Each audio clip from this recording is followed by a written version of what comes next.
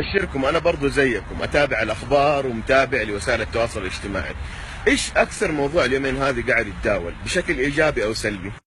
اللي هو موضوع فرض الرسوم على المقيمين والمرافقين والتابعين لهم. طبعا أنا أقف موقف المحايد في الموضوع هذا، ما لوم من صلاح، وتعودنا إنه يا حبيبي اللي مالك فيه مالك فيه، وأعتقد إنه حرارة الشمس من قدام جدا طيبة على بشرتي، ما عندي أي استعداد أروح وراها، الوضع هنا تمام. أنا في هذا الموضوع في حاجة لفتت انتباهي وحبيت إني أتكلم عنها وأساعد في تهذيب النفس. الآن هذا الموضوع فيه ردود أفعال من الطرفين، من الناس اللي فارضين الرسوم ومن الناس اللي مفروض عليهم الرسوم، وهذول مو عاجبنا، وهذول يقولوا هذا لازم واقتصاد وشغل. أي خبر أو أي مقطع يتكلم عن الموضوع هذا خشوا وشوفوا التعليقات. والله يا جماعة الخير أنا ما عارف هل هذا سلوك إنساني عادي ولا هذه الناس مريضة.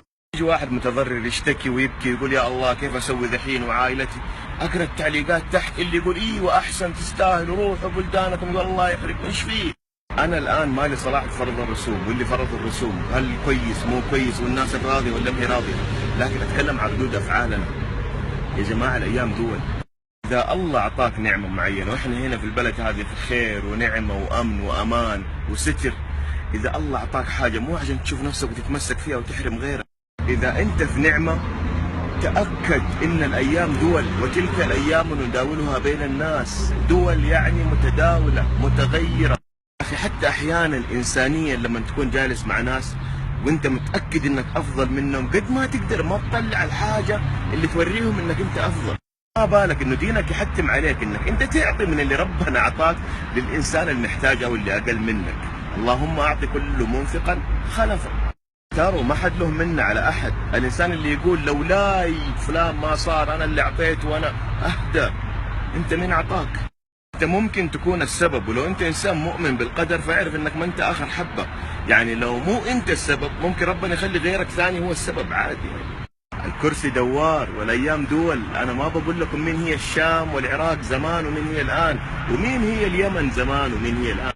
قصة بسيطة للأيام دول، قصة وائل بن حجر مع معاوية بن أبي سفيان. مين وائل بن حجر؟ أحد ملوك اليمن وتحديدا حضرموت. هذا الملك وائل بن حجر قام من اليمن راح للمدينة المنورة يبتغي مرضاة ربه ويدور الإسلام وجاء يعلن إسلامه عند الرسول، فالرسول رحب فيه وأكرمه. أكرمه بأنه أعطاه أرض في شمال المدينة المنورة، وأرسل معاه معاوية بن أبي سفيان، وقتها كان صغير عشان يوريه مكان الأرض، ومعاوية كان فقير وكحيان.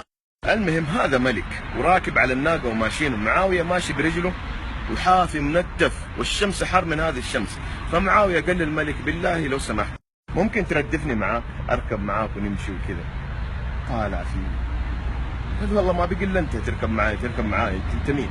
معاوية اخذها بشحم ومشي. شوية جاب هرجة ثانية قال له طيب اعطيني مداسك بس عشان الشمس حارة. قال له يا ابني هذا مداس ملوك، انت ايش امك انت؟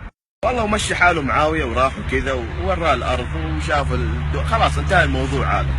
راحت الأيام وجت معاوية صار إيش؟ معاوية صار أمير المؤمنين. وتخيل منطقة حكمه من الصين إلين المغرب، والله مرة صار هرج. وقتها معاوية كان في الشام، فرح له هذاك الملك اللي هو وائل بن حجر ودخل مجلسه، فرحب فيه معاوية وقام من الكرسي حقه وجلسه. يعني قام معاوية من الكرسي حقه وجلس هذاك الملك في الكرسي حقه وهو جلس على الأرض، وقال له تتذكر يوم قلت لك أنا خذني معاك وأعطيني مداسك؟ إي والله أتذكر، ليتني وقتها شلتك بين يدي وأتمنى إنه الأرض تنشق وتبلعني الحين. فيا جماعة الأيام دول. يا جماعة آسف على الإطالة، بأختم بأبيات لأبو البقاء الرندي في رثاء الأندلس. عارفين الأندلس كانت عند المسلمين بعدين راحت. إيش قال؟ لكل شيء إذا ما تم نقصانه فلا يغر بطيب العيش إنسان، هي الأيام كما شاهدتها دول، من سره زمن ساءته أزمان. سلام.